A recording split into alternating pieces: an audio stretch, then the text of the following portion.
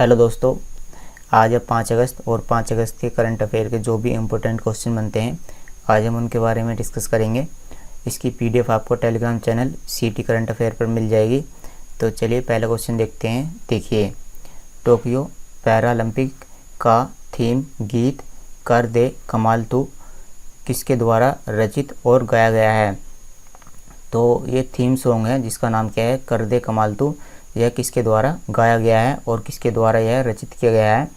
तो यह गाया गया है संजीव सिंह के द्वारा। और ये जो थीम सॉन्ग है कर दे कमाल तू, यह कहाँ पर गाया जाएगा? यह गाया जाएगा टोक्यो पैरालंपिक में। देखो, अब जो टोक्यो चल रहे हैं वो क्या है, टोक्यो ओलंपिक हैं वो, और इनके बाद टोक्यो पैरालंपिक होने वाले हैं। पैरालंपिक यानी इसमें दिव्यांग लोग खेलने वाले हैं। और जो खेल मंत्री हैं आप यहाँ पर देख सकते हो, ये है खेल मंत्री अनुराग सिंह। इन्होंने इस सॉन्ग का विमोचन किया है। और इस बार टोक्यो पैरालंपिक में 54 एथलीट भाग लेने वाले हैं। और जो टोक्यो पैरालंपिक है इसका आयोजन 24 अगस्त से लेकर के 5 सितंबर तक होने वाला है। निम्नलिखित में से किसने प्रोफेसर CR राव शताब्दी स्वर्ण पदक प्राप्त किया है?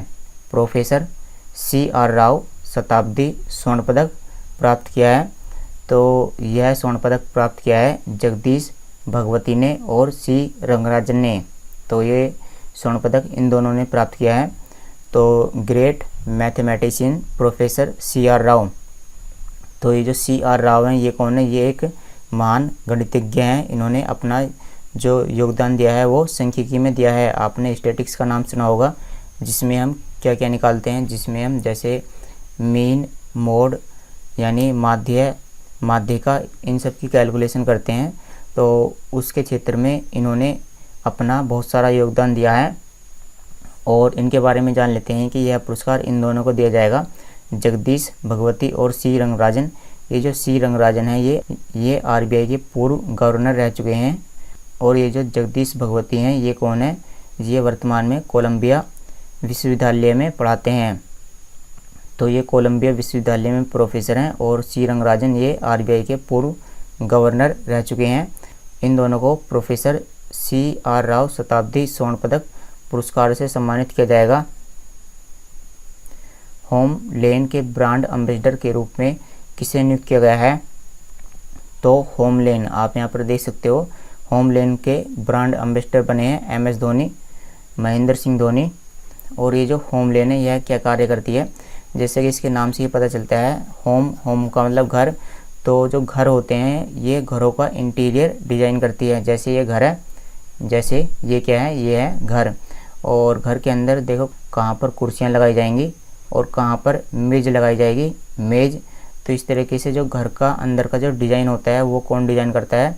वो ये कंपनी डिज़ाइन करती है। और इसके ब्रांड एम्बेसडर बने हैं महेंद्र सिंह धोनी। साथ ही साथ में इन्होंने होम लेन में कुछ हिस्सेदारी भी खरीदी है, यानी कुछ % के ये मालिक भी बन गए हैं इसमें। हर हित स्टोर योजना किस राज्य ने शुरू की है? हर हित स्टोर योजना, हर हित स्टोर योजना। देखो हर से क्या पता चलता है? हर से हरियाणा होता है। तो यह योजना हरियाणा ने शुरू की है। और इसका उद्देश्य क्या है? इसका उद्देश्य है कि जो हरियाणा का ज़िला है, एक हरियाणा का ज़िला है पंचकुला। पंचकुला में ये क्या करने वाले हैं? पंचकुला में ये स्टोर खोलने वाले हैं। आप यहाँ पर देख सकते हो, इस तरह के पंचकुला में किराना स्टोर खोले जाएंगे। और किराना स्टोर खोलने के बाद में इनको लोगों को दे दिया जाएगा। और लोग वहाँ क्या कर सकते हैं? लोग वहाँ पर अपना सामान रख सकते हैं जिनको वो बेचना चाहते हैं। इस तरह से क्या होगा कि लोगों को जो काम है वो किसी न किसी तरह से मिल जाएगा और वो किसी न किसी तरह से अर्निंग कर सकते हैं। तो आप यहाँ पर देख सकते हो, ये हैं हरियाणा के मुख्यमंत्री मनोहर लाल खट्टर, जिन्होंने इस तरह से दौरा भी किया है। तो इससे क्या होगा कि इससे रोज़गार के अवसर पैदा होंगे। और साथ ही साथ में शुरू में अब ये क्या करने वाले हैं, जो ग्रामीण क्षेत्र हैं वहाँ पर 1500 स्टोर खोलेंगे और जो शहरी क्षेत्र हैं वहाँ पर 500 स्टोर खोले जाएंगे। साथ ही साथ में देखो, मैं आपको एक बात और बता देता हूँ कि जैसे ये स्टोर खोले जाएंगे तो इन स्टोर को फ्रेंचाइजी भी दी जाएगी। जो हरियाणा की सरकार है वो इन स्टोर को फ्रेंचाइजी देगी। मैं आपको फ्रेंचाइजी का मतलब बता देता हूँ। इसका मतलब होता है कि जैसे आपने स्टारबक्स जिसकी कॉफ़ी आती है, या मैकडोनल्ड उसका नाम सुना होगा, तो ये कंपनियां तो बाहर की हैं, लेकिन ये अपने देश में भी कुछ लोग क्या करते हैं, अपने देश में भी जो लोग हैं इन्होंने इन्हीं नाम से इन कंपनियों को खोल रखा है। तो जिन लोगों ने इन्हीं नाम से इन कंपनियों को खोल रखा है, तो उन्होंने क्या कर रखा है, उसकी फ्रेंचाइजी ले रखी है। और जैसा वो कुछ परसेंट कमाते हैं, तो कुछ परसेंट कमाने के बाद में वो उसका कुछ हिस्सा उन कंपनियों को दे देते हैं। तो फ्रेंचाइजी का मतलब यही होता है कि नाम तो किसी और का है और काम और कोई करता है। तो इस तरह से आप समझ गए होंगे। तो हर हित स्टोर योजना हरियाणा की सरकार के द्वारा शुरू की गई है। चलिए हरियाणा के बारे में जान लेते हैं। तो इसकी राजधानी है चंडीगढ़। यहाँ के मुख्यमंत्री हैं मनोहर लाल खट्टर और यहाँ के राज्यपाल हैं बंडारू दत्तात्रेय। हाल ही में भारत निम्नलिखित में से किस संगठन में एक सहयोगी पर्यवेक्षक के रूप में शामिल हुआ है? तो भारत किस संगठन के सहयोगी पर्यवेक्षक का मतलब क्या होता है? पर्यवेक्षक को इंग्लिश में हम बोलते हैं ऑब्जर्वर।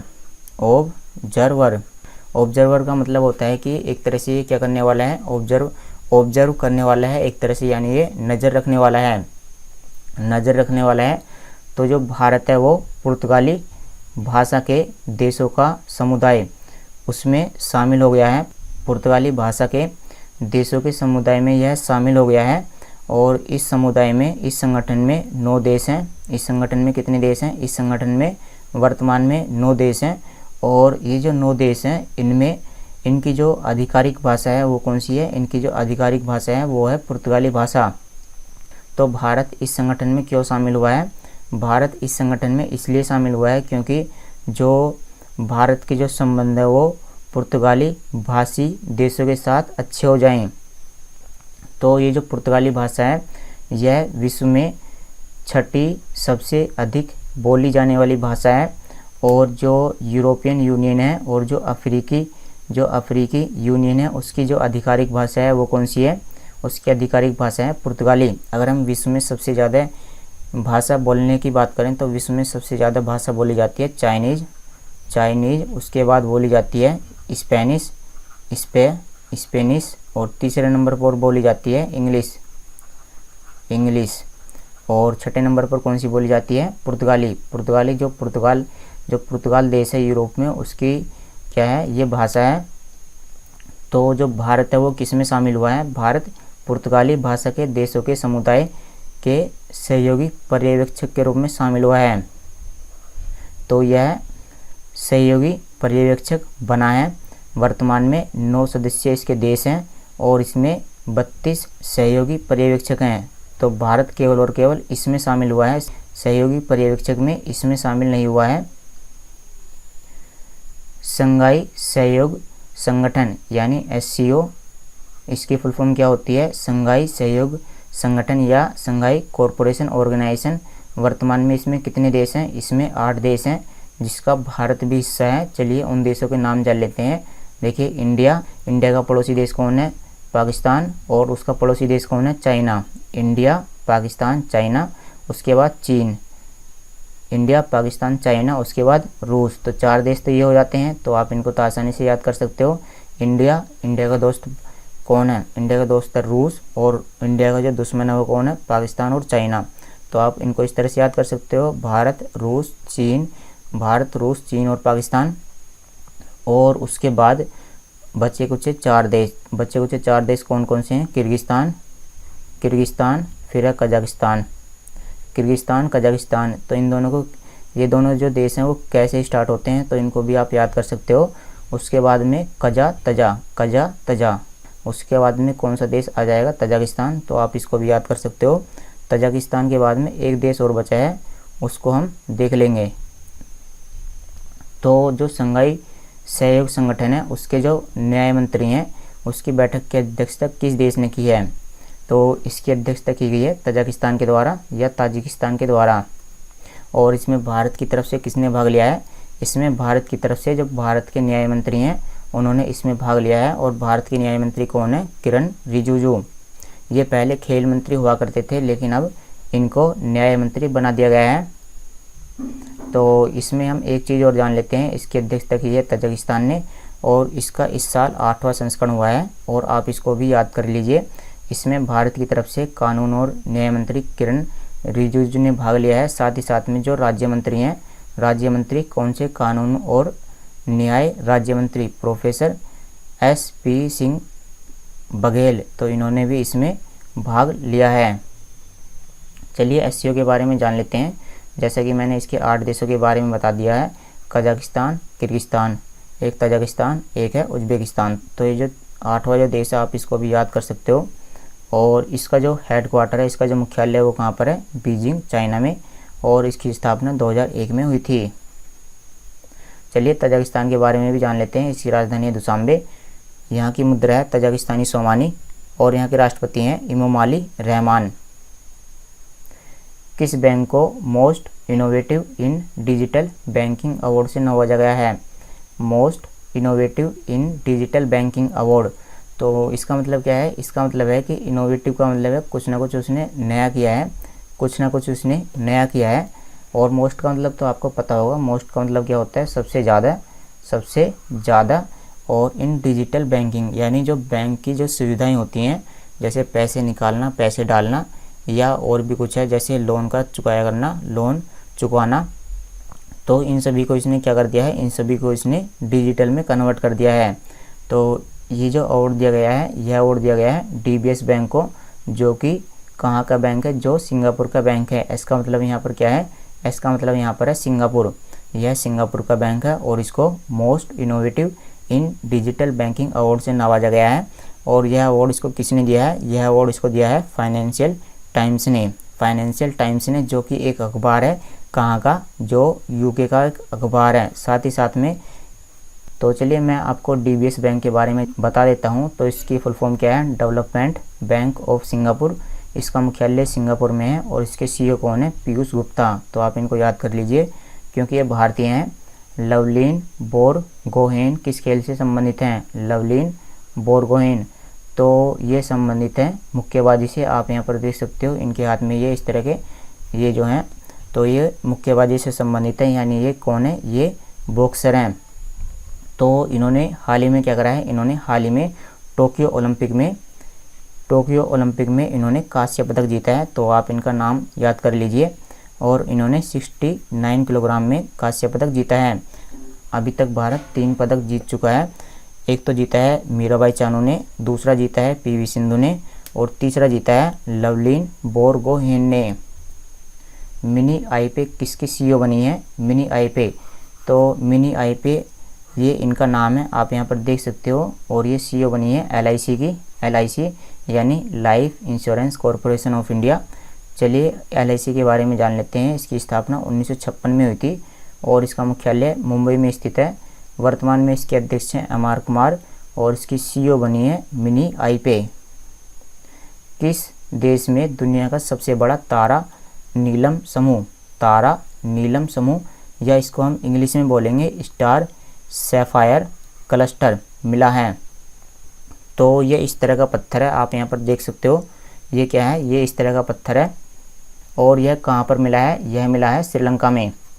और यह दुनिया का सबसे बड़ा मिलने वाला आज तक का पत्थर है। और ये कैसे मिलते हैं, देखो ये अंतरिक्ष से गिरते हैं उल्का पिंड के रूप में। और ये जो पत्थर हैं कुछ इतने बड़े बड़े पाए जाते हैं, मतलब ये छोटे छोटे पाए जाते हैं, लेकिन अब ये जो पत्थर है वो काफ़ी बड़ा मिला है। और यह कहाँ मिला है, यह मिला है श्रीलंका में। तो इनकी जो कटाई छटाई करके इसको इस तरह के रत्नों में बदल दिया जाता है। तो ठीक है, इतनी बातें इसमें रहने देते हैं। इसका जो वज़न है वो कितना है, इसका वज़न है 510 kgs। और इसकी जो कीमत है, इसकी कीमत है $100 मिलियन।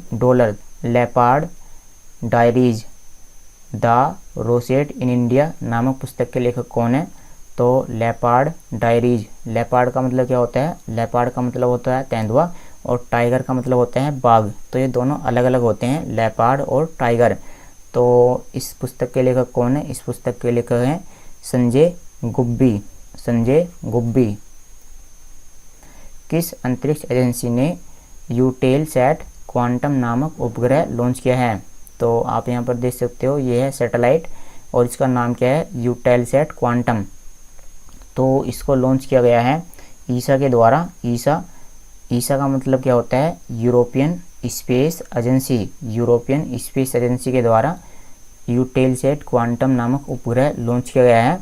और यह उपग्रह काफ़ी खास है क्योंकि यह दुनिया का पहला वाणिज्यिक पुनः प्रोग्राम करने योग्य उपग्रह है। यानी इसको दोबारा से प्रोग्राम किया जा सकता है। जैसे पृथ्वी से तो इसको अंतरिक्ष में छोड़ दिया, अंतरिक्ष में जाने के बाद भी इसमें कुछ ना कुछ चेंज किया जा सकता है। चेंज करने का मतलब इसमें कुछ ना कुछ पुनः प्रोग्राम किया जा सकता है। जैसे जो भी ज़रूरत होगी उसके अनुसार इसको बदल दिया जाएगा। चलिए अब हम ईसा के बारे में जान लेते हैं। ईसा यानी यूरोपीय अंतरिक्ष एजेंसी।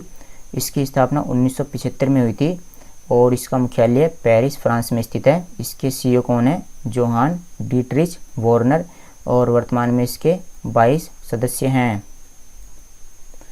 तो चलिए दोस्तों, आज की वीडियो में इतना ही। Thanks for watching the video. कल मिलते हैं आपसे।